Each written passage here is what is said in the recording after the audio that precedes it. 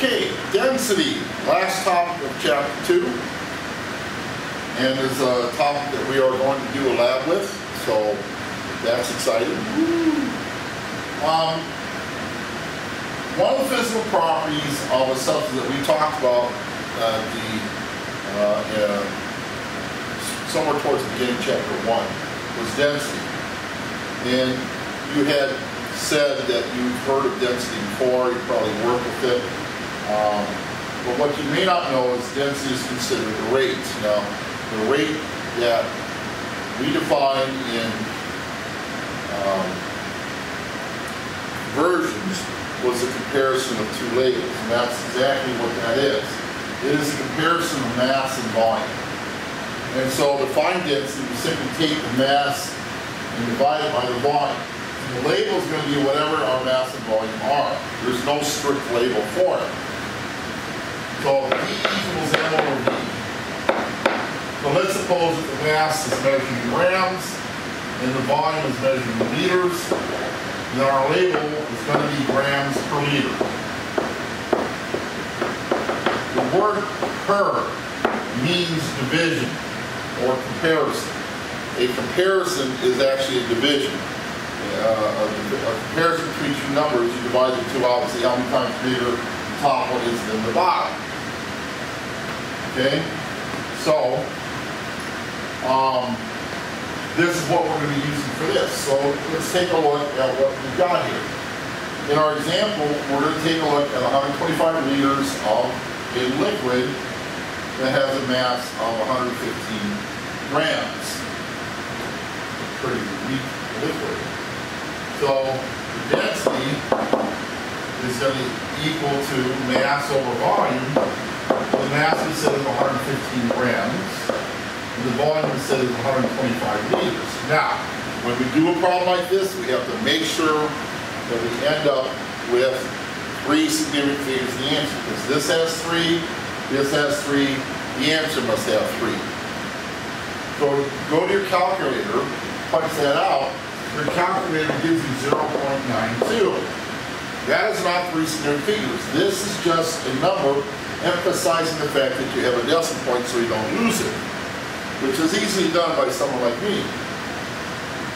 So, we have to add a number, a significant figure to that. Well, as we know, if we put a 0 on the end of this number, it doesn't change the value. It still means the same thing.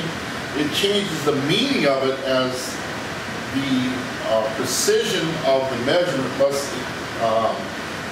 come out to be the same precision as the two measurements over here. They both have 3 sig figs. We want 3 sig figs here, so that 0 goes right there. And our label is right there, staring us right in our face.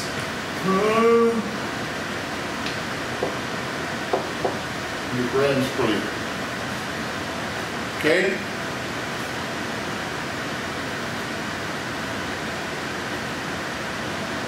So, next example. What is the mass of 44.5 cc's of gold if its density is 19.3 grams per cc? All right, now this is an interesting problem. Because we have a formula for density, but we're asked to solve for mass. Now what we do is just go ahead and plug in the numbers like we did before, which is pretty simple. We said that the density is 19.3 grams per cc, and the mass, I believe, was 44.3 grams. 44.5 cc's is the volume, and we're trying to find the mass. So, M stays on top unsolved, and we put 44.5 cc's on the bottom. Now, what I would suggest you do for this is to treat this as a proportionality. So this becomes 19.3 grams over, and like you did in the rates, you put a 1 with the cc, because that is the relationship here, and equals M over 44.5 cc's. Cross multiply, we get 19.3 grams times 44.5 cc's equals 1 cc times mass. You get the mass by itself, divide both sides by 1 cc. cc's cancel out, because remember, labels do cancel out. And our mass is going to be a measurement in grams. The question is, how many significant figures do we want our mass to have? How many grams are we talking about? Well, again, we got 3 here, we got 3 here, so the answer should have 3. So you punch that out in your calculator, and get, here any minute now, 800, it says, your calculator says 858.85, but we only have 3 sig figs. This 8 right here is the third significant figure. We start here, 1, 2, 3. We always start on the left and work backwards.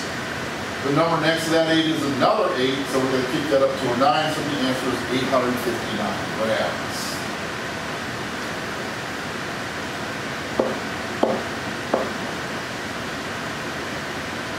Now it turns out we also could have done something else with this. We could have rewritten this so that mass is by itself. And if we do what we did before with the 1 cc, put a 1 over there, cross multiply. This gives us m times 1 equals v times d. And as we know, and whenever you multiply by 1, you get the same number, same value, so m equals vd. So you could have used that formula if you want to. Now, I'm not real good at memorizing. I used to be an actor, and it turns out that my acting was hindered quite a bit by my inability to memorize lines very well. So I would spend hours and hours and hours finding ways to memorize. So I never would do something like this. I'd always start with the formula I'm given, plug it in, and solve with my algebraic skills. But some people are insecure about their algebraic skills and may want to memorize other formulas. So you can memorize this formula along with d equals m over v. Now, the one thing we haven't talked about is solving for v. So that's going to bring in a third formula. Lucky us.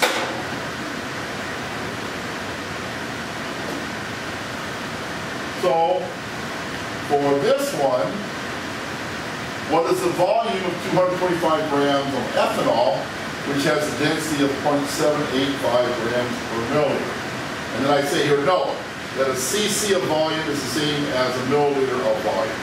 cc's and milliliters are identical, and we're going to get into that much later as to why that is the case. Okay? And again, so, let's do that then. So we go back to the original formula, d equals m over v. And then we go back to that problem, start plugging in numbers. 225 grams is the volume, and 0.785 grams per milliliter is the density. Let's see if I can actually remember that. 0.785 grams per milliliter equals 225 grams over V. Yay me, yay. Alzheimer's is delayed another year. So, again, we're going to treat this the same way you did the other problem. We're going to change this into a horizontal fraction, putting 1 milliliter in the bottom. So 0.785 grams over 1 milliliter equals 225 grams over V. Cross multiply. And we get 225 grams times 1 milliliter equals 0.785 grams times V. You get V by itself, you got to get rid of the number that's multiplying it. So we get rid of that by dividing both sides by 0.785 grams. Grams cancel out to leave us milliliters, which is a measurement of volume, so that's a good thing. Again, 3 sig figs for both numbers, therefore we want 3 sig figs in the answer. Buckle up your sleeves. And after rounding off to 3 sig figs, you get 287 milliliters for your answer.